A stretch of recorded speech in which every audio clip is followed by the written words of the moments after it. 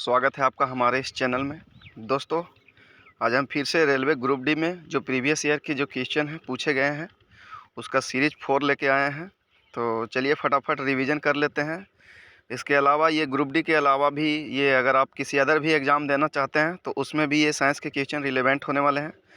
तो चलिए वीडियो के लास्ट तक बने रहें। तो चलिए शुरू करते हैं। फर्स्ट है, जब सोडियम क्लोराइड के पानी में बने घोल के मध्य बिजली प्रवाहित होती है तो कौन सा उत्पाद बनता है? तो ये हो जाएगा सोडियम हाइड्रोक्साइड बनता है।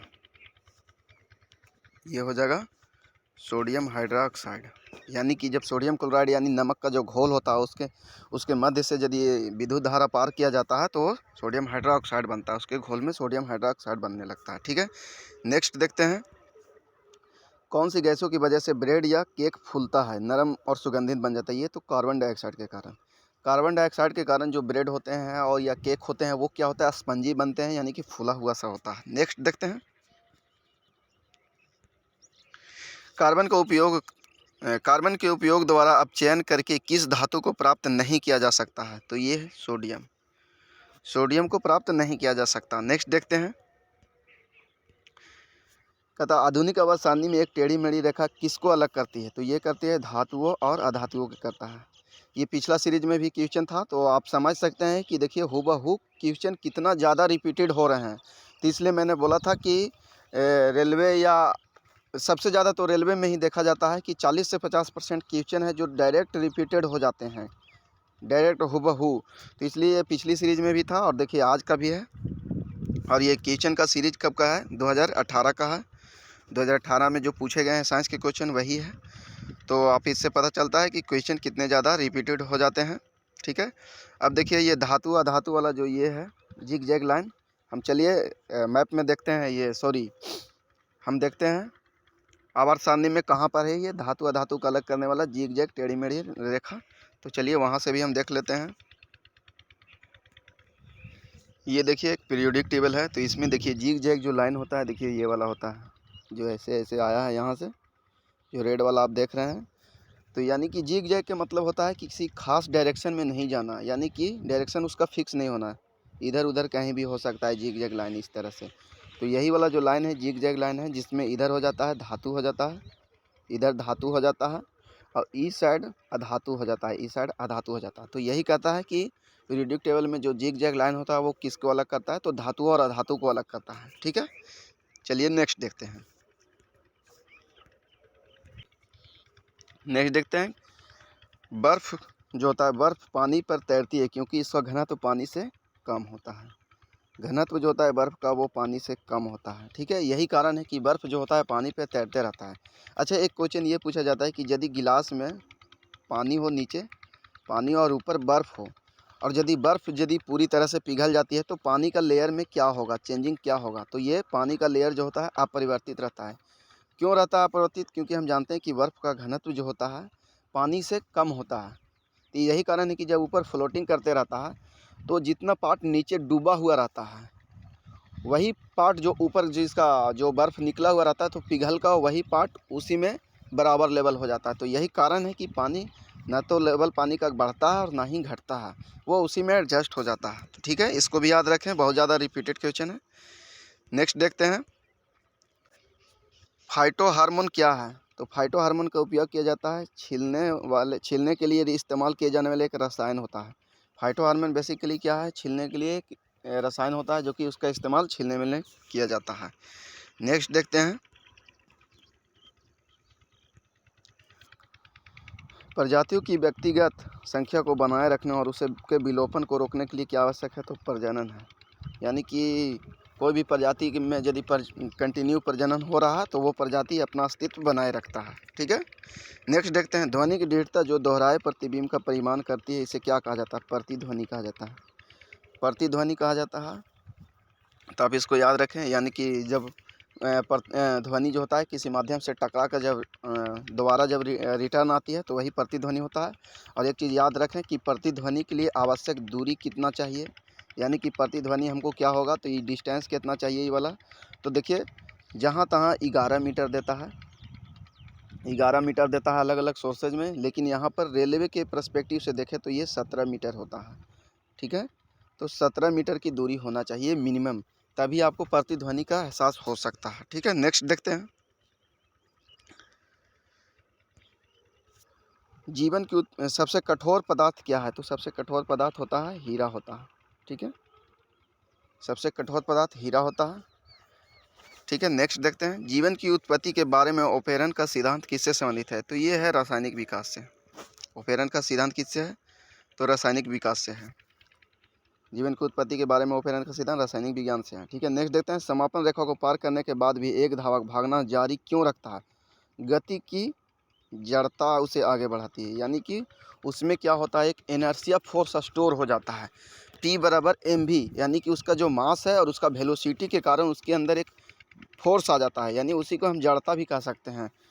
तो उसके जड़त्व के कारण, और जड़त्व क्या होता है, यानी कि कोई चीज़ अगर गति में है तो गति में ही रहना चाहेगा, अगर वो स्थिर है तो स्थिर ही रहना चाहेगा, इसी को ही जड़त्व कहते हैं। ठीक है, तो इसे गैलीलियो का नियम भी कहा जाता है, तो ये भी याद रखें। तो वही गति की जड़ता के कारण, गति जड़त्व जो होता है दो तरह का होता है। जड़त्व जो होता है ना, वो दो तरह का होता है। एक तो कोई वस्तु रुका है तो उसमें भी जड़त्व है, और एक कोई वस्तु गतिशील है तो उसमें भी जड़त्व है। कोई गति कर रहा है और कोई रुका हुआ है, तो दोनों में जड़त्व होता है अगर उसके अंदर द्रव्यमान है तो। द्रव्यमान है। नेक्स्ट देखते हैं।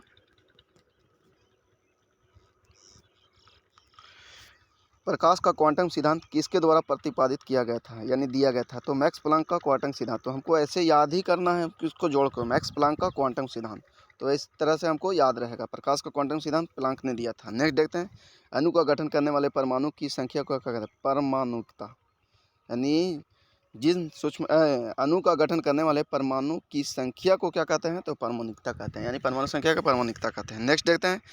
तीसरे आवर्त के तत्वों में कक्षों की संख्या क्या होती है? तो ये होती है 3 होती है। तीसरे आवर्त के तत्वों में कक्षों की संख्या कितना कक्षा होता है? तो 3 होता है।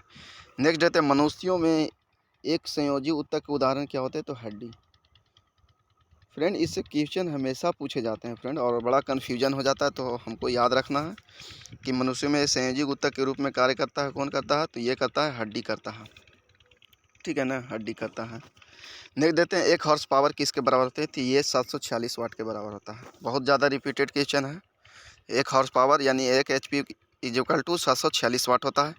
नेक्स्ट देखते हैं। जब कोई वस्तु बल की दिशा में 1 मीटर की दूरी पर 1 न्यूटन बल के द्वारा चलती है तो किए गए कार्य की मात्रा क्या होगी? तो ये 1 जूल हो जाएगा।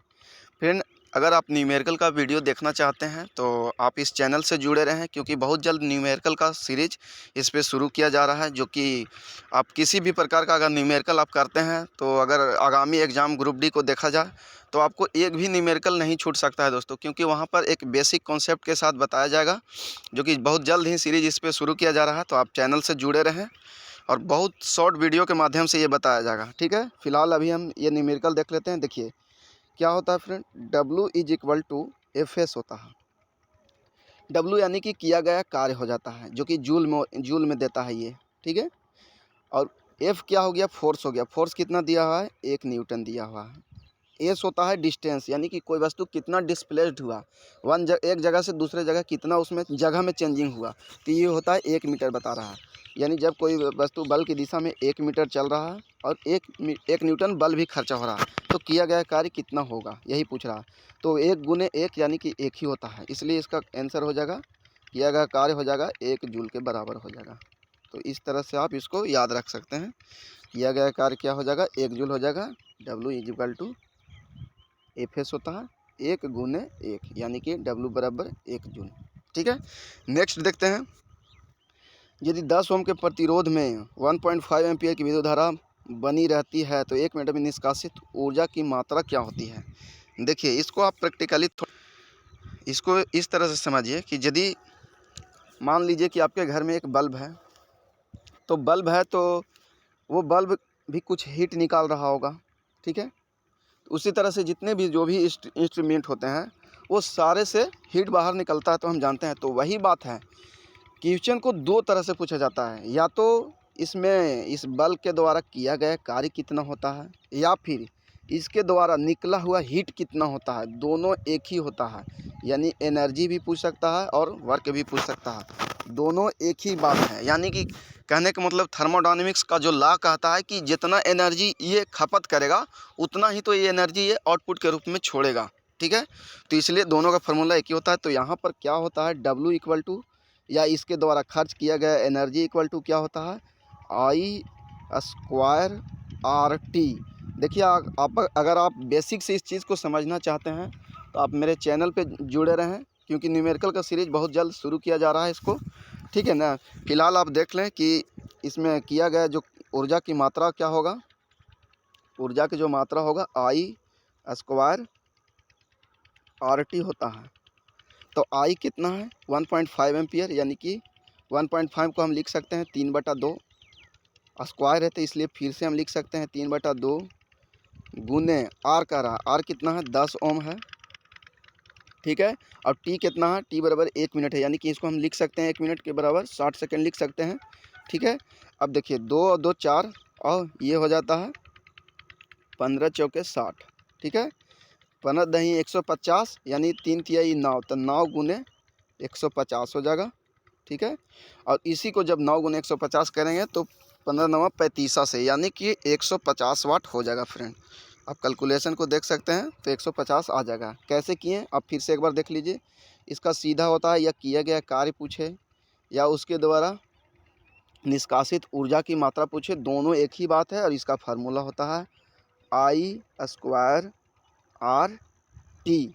I हो गया कितना एम्पियर विद्युत धारा इसमें जा रहा है उसका मान हो गया, R हो गया इसका कितना रजिस्टेंस है, और T हो गया कि आप कितना समय तक इसमें बिजली दे रहे हैं, ठीक है। तो यही तीनों का जो प्रोडक्ट हम गुना करके लाएंगे यही 1350 के बराबर हो रहा है। तो आप इसको याद रखें, ठीक है। तो फिलहाल वीडियो में आज के लिए इतना ही। आप ऐसे ही चैनल से जुड़े रहें और ग्रुप डी का सीरीज कंटिन्यू है। और ये पेपर सिर्फ आपको ग्रुप डी में काम देंगे, बल्कि आगामी आप किसी भी एग्ज़ाम देते हैं तो वहाँ भी डायरेक्ट क्वेश्चन इससे पूछे जाते हैं।